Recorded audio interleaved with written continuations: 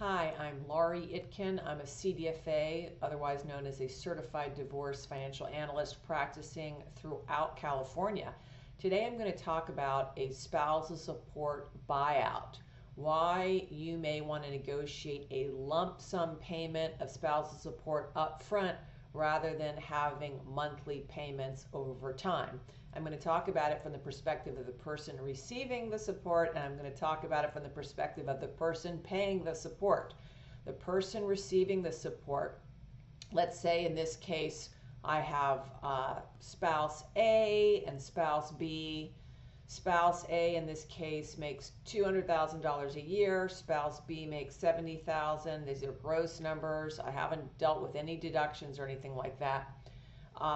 Well, the person who would be receiving the spousal support, maybe they're trying to negotiate a buyout of the house. Maybe they want to keep the house and they're short on what they owe their spouse. So instead of taking monthly spousal support, maybe they could apply the lump sum present value of that spousal support and use it to offset their obligation. So for instance, if you wanted to keep the house, but you owed your spouse $200,000 in order to have assets equalized, and the lump sum buyout, the present value of the spousal support was $200,000, it may make sense to waive receiving monthly spousal support in order to keep the house.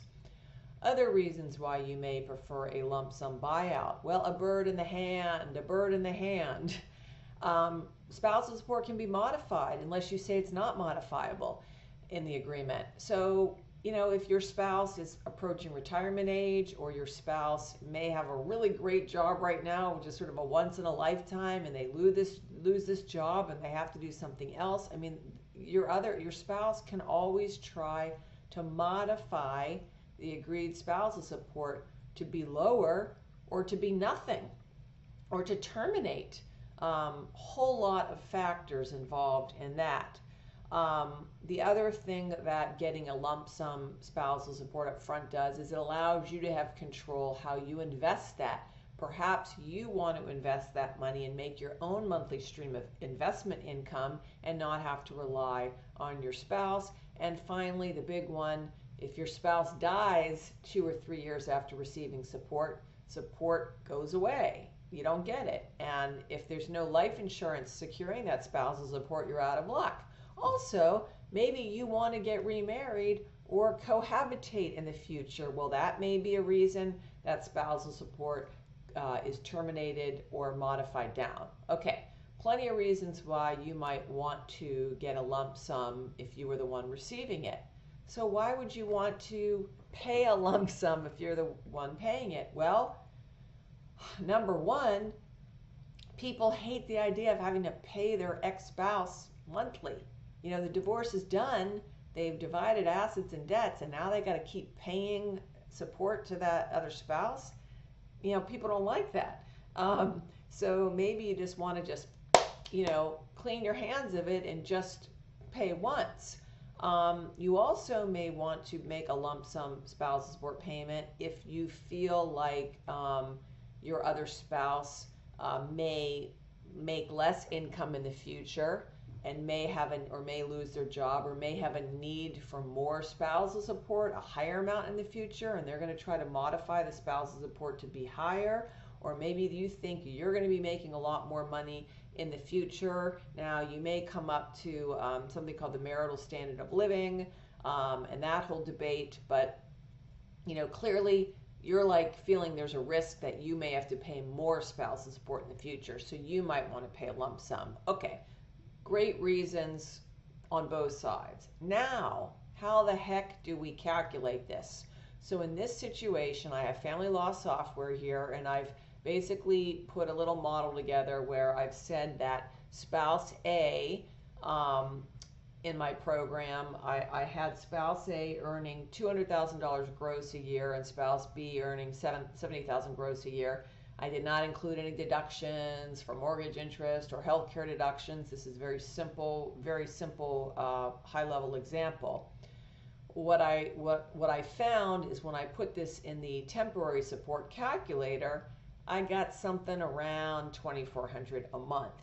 Now, you should know, if you are in a divorce and you're dealing with spousal support, that a judge cannot use this temporary spousal support number that comes from the calculator, because that is not spousal support that is representative of what is to be paid post-judgment or after the divorce is final. It is a temporary support number that is often awarded while the divorce is pending.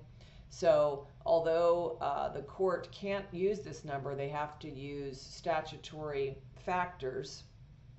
We're using this in my example as a starting point. So let's just say the two of you, the two spouses, have decided that, yeah, if I'm spouse A and I pay spouse B $2,400 a month, I'm still going to have a little more monthly income than my spouse. We're not dividing income 50-50. I'm still going to have more income than my spouse, and 2,400 is about the number.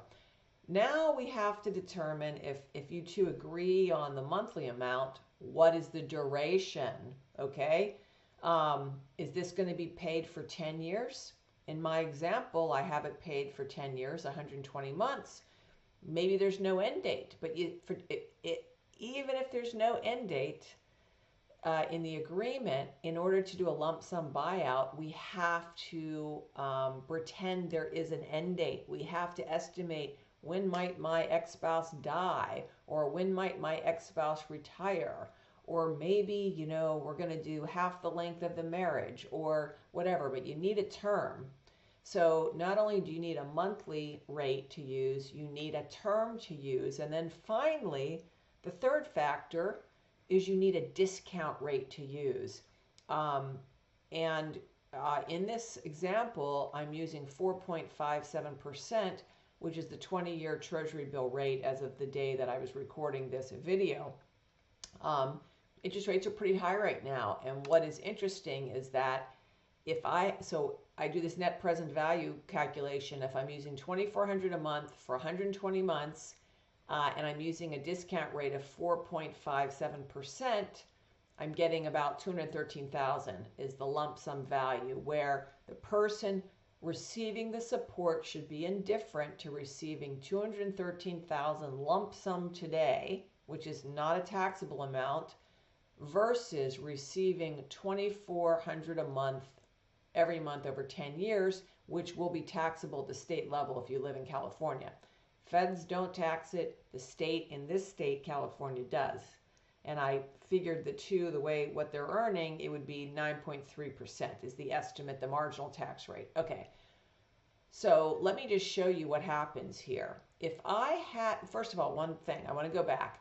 You may think, well, Laurie, where's this $213,000 coming from? Because if I multiply 2,400 by 120 months, well, I get $288,000. So, Laurie, shouldn't my spouse give me $288,000, not $213,000? Well, that is the net present value of money, because if we discount it, if you were to receive $213,000 today and bought a 20-year Treasury bill that pays interest, you could expect to earn annualized interest of 4.57%. Now, interestingly, had I done this calculation using the very same variables 3 years ago, and let's say the 20-year Treasury bill was maybe only, 20-year Treasury bill was maybe, 20-year Treasury bond, it was only 2%, instead of 4.57%, look what happens if I change the interest rate to only 2%.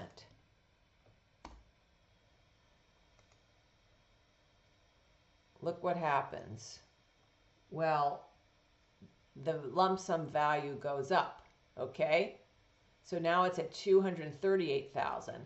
If I go back to, let's say, 4%, it goes to $218,000. So what I'm showing you here is the higher the interest rate, the lower the net present value of the buyout, okay? And the lower the interest rate, the higher the net present value of the buyout. You have to understand this concept in order to understand a buyout, okay? Money that you receive today is worth more than money you receive over time, over periods of time, because you can invest that money now. And I like using the 20-year Treasury bond as a starting point because that's the risk-free rate of return.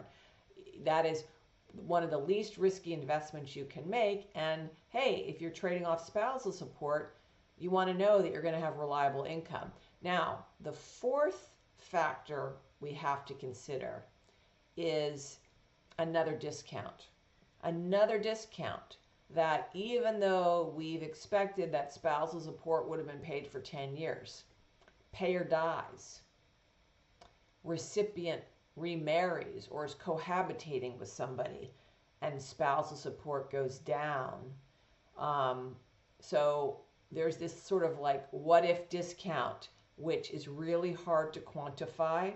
Some people say, oh, 10%, 20%. There's really no right answer on that variable. But what I would do if I was presented with this and the net present value, the theoretical net present value showed up as $218,000, maybe we discount it by 10% or 15% or 20%. You got to negotiate that.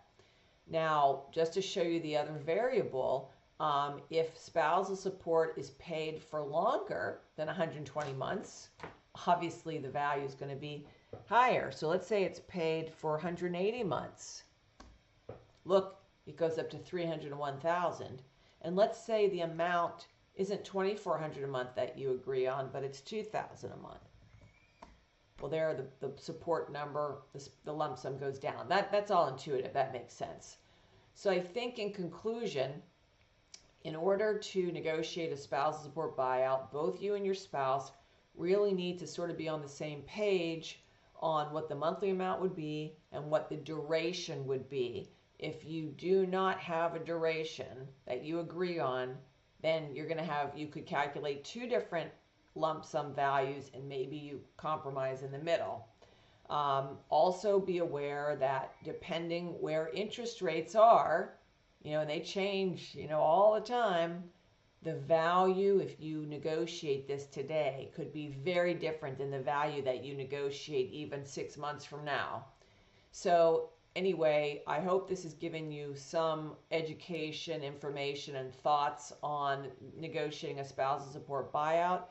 Again, I'm Laurie Yitkin. I'm a CDFA practicing throughout California. You can request a consultation with me at my website, The Options Lady. That's theoptionslady.com. Thanks for watching.